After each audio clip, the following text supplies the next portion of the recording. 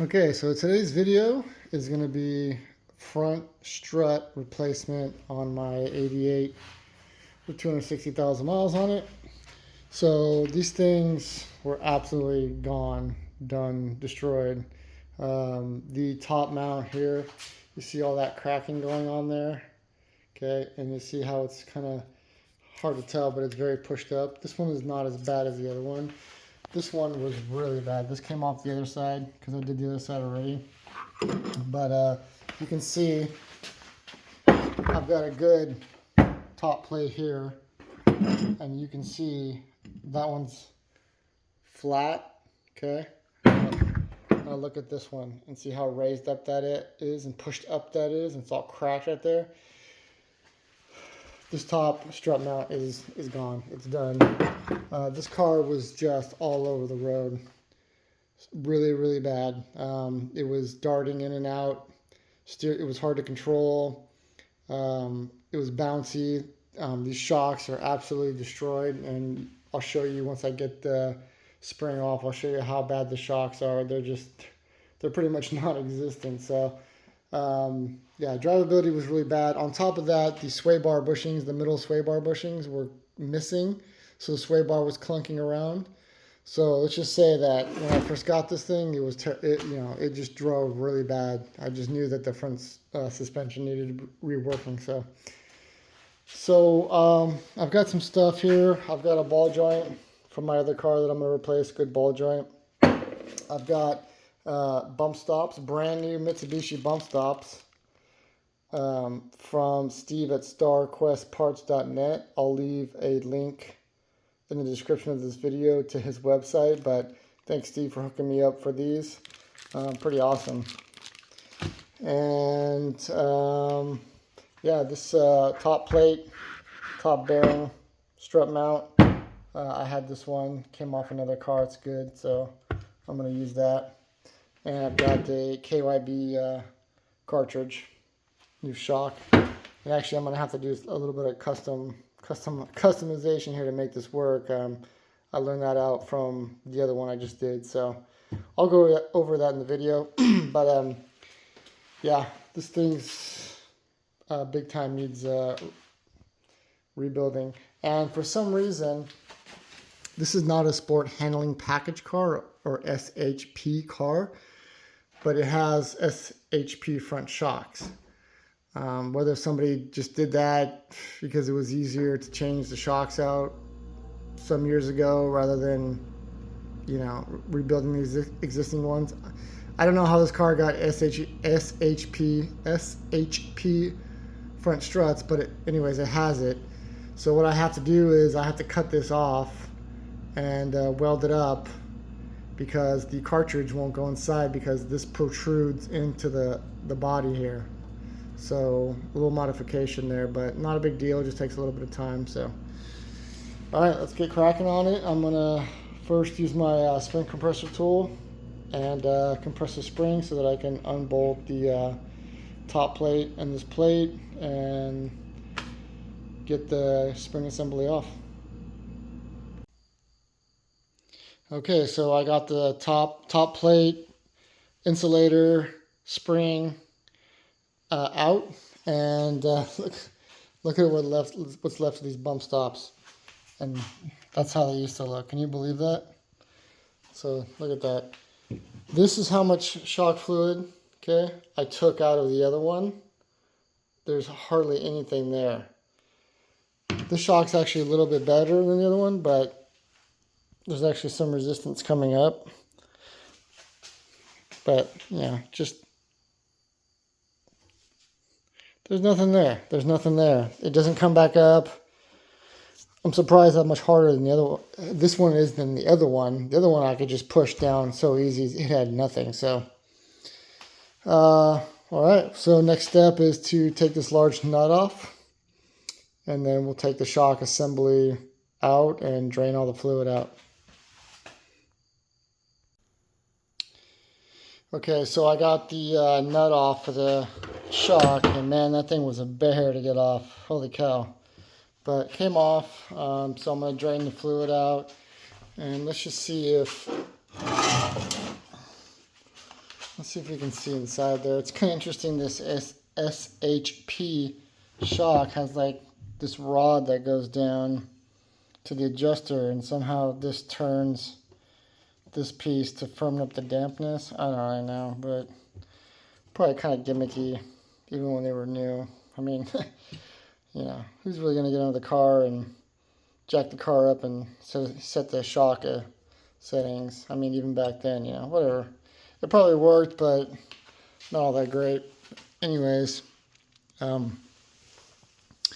see if I can get the headlamp in there.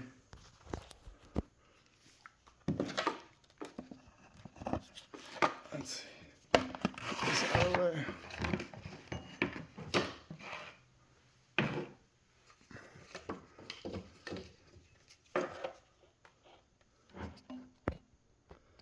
Kind of the right, I don't know if you can see that. There's a little protrusion there, like a little bump coming in there.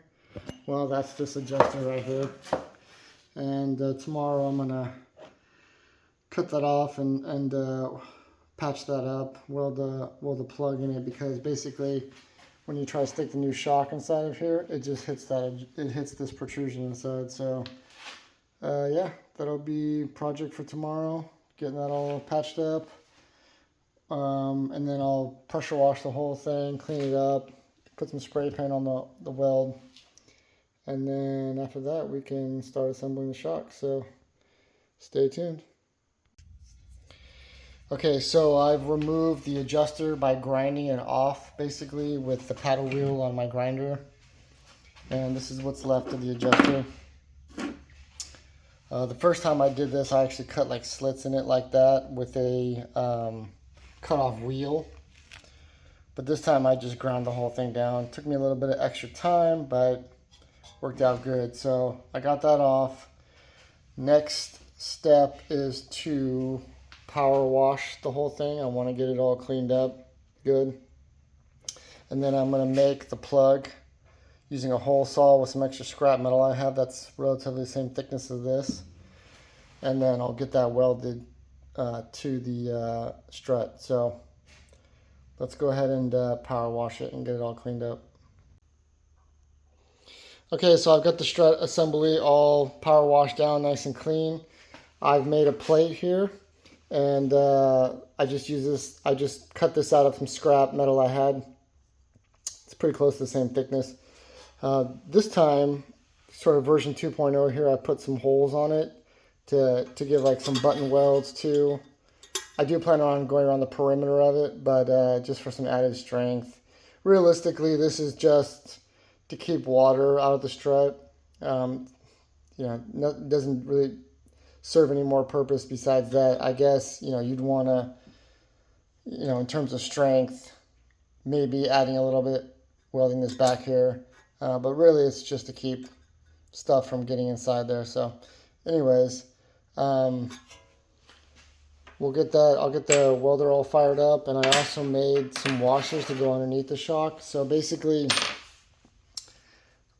I swear some years ago I did one of these and didn't have this problem, but when you put the shock inside here and you tighten the nut down, it was still loose. In fact, I did a Facebook post about that, asking why that is, and everybody says just put washers underneath it. It's common. So anyways, I'll show that later in the video exactly what I'm talking about, but I tried using one washer and it wasn't enough.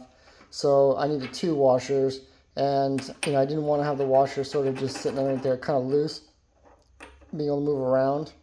So what I did is I've drilled some holes in this, and I'll put this on top of that, and I'll do some button welds, and then the 2 washers will be like 1 washer. So that's why the washer has holes in it. So all right, let's get it fired up and let's get some welding done. I've tightened the nut down completely. It's still loose. All right, so I got the plug welded up. Not the prettiest welds, but hey, it'll do. Once I get that all ground down, throw some paint on it, it'll look good. So got that welded, and then got my washer, 2 washers, so they're all welded together, and I'll grind that down, make it flat. So all right, let's grind this up and then throw some paint on it, and then we can start assembling the shock. Okay, so I got the welds all grinded down, threw some paint on it. Let's take a look at it. Came out pretty good. You can still see it, you know, the outline of it there, but it's nice. It's good enough. Functional. Keep the water, dirt, stuff out of there.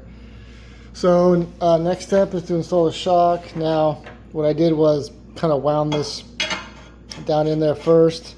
I put some anti-seize on the threads, and then basically what I'll do is I'll drop the spacer down in the hole, make sure it's lined up in the bottom. But you can see that this washer, you know, it's exactly the same size. So yeah, just when I drop it down in the tube, I want to make sure it's aligned in the bottom. The bottom's slightly tapered a little bit, so this will kind of self-center. Excuse me. This is all tapered. This is tapered a little bit too, as well as the shock edge here. So everything should center itself. So let's go ahead and get the shock installed. All right, got the shock installed, and got my bump stop on there. Look how nice that bump stop is. Woo-wee. Man, that's a beautiful bump stop. Look at that. Woo. I'm excited. Everybody's going to be jealous of my bump stops, right? So, you know, when tightening this down, this is self-centering in a sense. It's got a slight taper to the nut and the shock. So, you know, obviously you don't want that this to be off center and scratch the shaft, because if you scratch the shaft, you like pretty much ruin the shock. But anyways, that's probably not going to happen. It won't happen because it's self-centering. So just take a look, you know, just when you do it, make sure it's all the way around it. It's just straight anyways. Just double check that that's not cockeyed. And so I also put some electrical tape around here when I tighten this nut down, so in case my pliers slipped, I didn't scratch that shaft, because if you do that, you pretty much ruin the shock. So next step is to get the spring on and the insulator and top plate and get it all assembled. So we'll go ahead and do that. Okay, so there it is, all complete, ready to put in the car. I did throw some grease inside there, some wheel bearing grease on that bearing inside there, if you can see that. But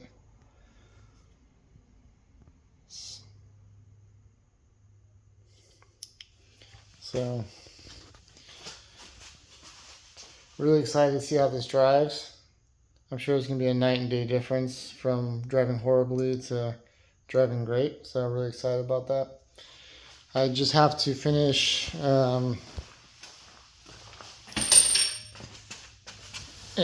change the ball joint out here. I'm not going to really cover that. It's pretty self-explanatory. The ball joints are only 4 bolts, and then you take that bolt out and tap it out. So I'm not going to really cover that, but yeah, let's get it all back together and go for a drive.